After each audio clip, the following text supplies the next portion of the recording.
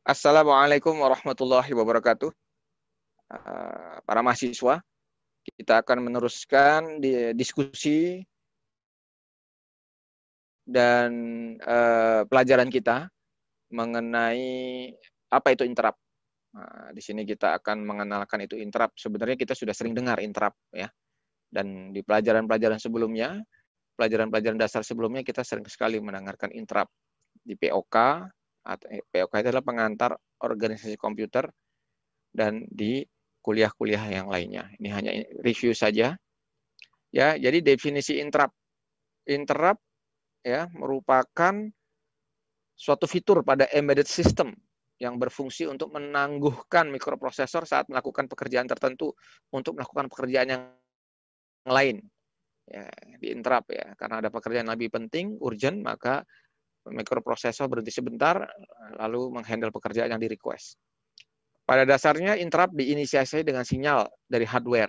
Ya, ada request khusus, ya biasanya ada dalam ini dari sisi hardware-nya, dan ada pin interrupt khusus IR key, ya merupakan pin input yang digunakan untuk menginisiasi interrupt sehingga mikroprosesor dapat menghentikan pekerjaan yang sedang dilakukan untuk fokus pada instruksi yang ada pada interrupt. Nah, ini contoh skema interrupt. Nah, ini contoh saja ya, gambar di sini. Mikroprosesor sedang mengerjakan instruksi yang pertama, kurang lebih seperti itu ya.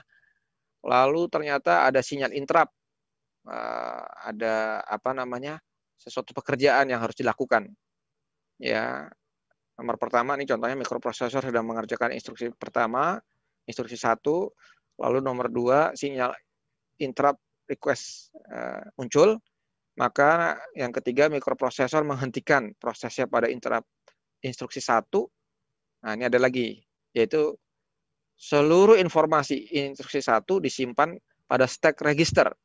Ya, sehingga apabila dipanggil sewaktu-waktu mudah, dan apa namanya, informasinya bisa di-retrieve dengan baik. Setelah IR key ya, interrupt aktif ya, dan mikroprosesor digunakan untuk memproses instruksi 2 yang melekat pada interrupt ya, maka prosesor yang melakukan instruksi yang kedua. Setelah instruksi kedua selesai, lalu instruksi yang pertama dari stack register dipanggil kembali dari proses dan diproses oleh mikroprosesor, kurang lebih seperti itu prosesnya. Jadi klasifikasi interrupt, ya interrupt internal, yaitu jenis interrupt yang bekerja berdasarkan pada instruksi dari program atau proses yang tertanam pada sistem. Ya, memang ya ada dalam sistem ya. Kalau yang eksternal interrupt ialah jenis interrupt yang bekerja karena adanya intervensi dari pengaruh luar. Ya. Contohnya kita akan coba bahas. Ya, interrupt internal, ya secara garis besar interrupt internal adalah jenis interrupt yang bekerja berdasarkan pada instruksi dari program atau proses yang tertanam pada sistem. Bekerja secara otomatis, tidak dipengaruhi oleh trigger eksternal, ya, internal ya. Ini contoh saja, contoh interrupt internal, ada suatu program contoh ya. Ini ada sintak bahasa C sebelah kanan. Ya, pada program ini ditampilkan contoh dari penggunaan interrupt internal. Ya, pada kode di dalam program dijelaskan bahwa apabila variabel masukkan state bernilai 4 atau variabel counter variabel mempunyai nilai yang lebih dari atau sama dengan 3000 ya, 3000, maka tampilan pada LCD akan dihapus, ya, akan dihapus, clear. Kemudian apabila nilai dari variabel lebih dari 3000, pada LCD akan ditampilkan kata waktu. Ya, ini kalau hanya 3000.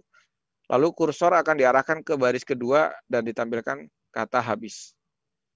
Jika nilai variabel counter kurang dari 3000 dan nilai dari variabel masukan apabila dibagi 10, nah ini programnya ya, program apa list berikutnya, ya dengan nilai dari variabel password, maka yang ditampilkan pada LCD adalah kata akses pada baris pertama dan diterima pada baris kedua. Jika kedua kondisi di atas tidak terpenuhi, maka akan ada LCD adalah password dan baris pertama dan salah pada baris kedua. Jadi dikatakan passwordnya salah, lalu jeda 1 detik. Setelah itu LCD akan dibersihkan, lalu muncul password pada baris pertama, pada baris kedua. Nah, ini proses. Jadi proses interrupt di mana? Saat proses dijalankan, kondisi dari sistem akan diperiksa setiap saat. Ya, apabila kondisinya sesuai, maka itulah interrupt terjadi.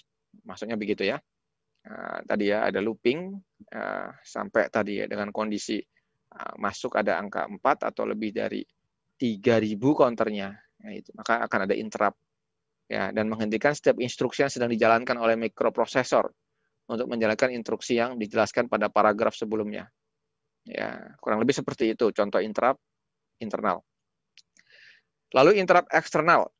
Pada dasarnya interrupt eksternal akan menghentikan suatu instruksi untuk diganti dengan instruksi yang lain karena adanya intervensi dari pengaruh luar. Contoh intervensinya adalah pengaruh luarnya, contohnya berupa tombol, switch, dan timer yang memerlukan pemicu dari luar. Dipencatkah atau ada sesuatu yang memang intervensi dari luar. Nah, ini contoh interrupt.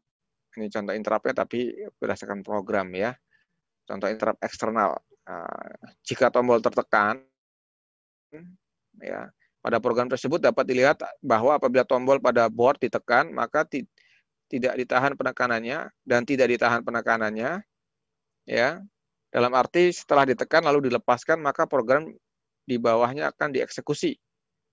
Apabila kondisi di atas dipenuhi, nilai dari variabel masukan akan ditambah dengan nilai dari fungsi, ya tergantung tadi ini ada range kali ya, less value. Ya, pada variabel less value dikalikan dengan 10. Nah, ini. Kemudian kursor digeser. Ya, ini yang jelas ini adalah contoh interrupt eksternal jika ada suatu yang di tombol yang ditekan. Kurang lebih seperti itu, ada intervensi dari luar. Ya, dan interrupt ini Bapak, Ibu, ataupun Mas Mbak, para peserta kuliah embedded system, ya interrupt ini sangat lumrah, ya sehingga memang akan terjadi apabila ada suatu mengerjakan tugas, ada interrupt, ada priority dan sebagainya. Dan ini dasar dari bagaimana scheduling dari nanti tim ataupun project yang lebih besar lagi. Mudah-mudahan ya para mahasiswa dapat memahami detail-detailnya banyak sekali bisa dilihat ya. Kita sudah mengenal interrupt ini dari pelajaran sistem operasi, ya pengantar organisasi komputer dan sebagainya. Jadi harapannya nanti bisa meretrieve ulang ya pelajaran-pelajaran dari pengantar organisasi komputer dan sistem operasi. Terima kasih, mudah-mudahan menambah untuk semangat memperdalam interrupt untuk diimplementasikan di dunia embedded system. Assalamualaikum warahmatullahi wabarakatuh.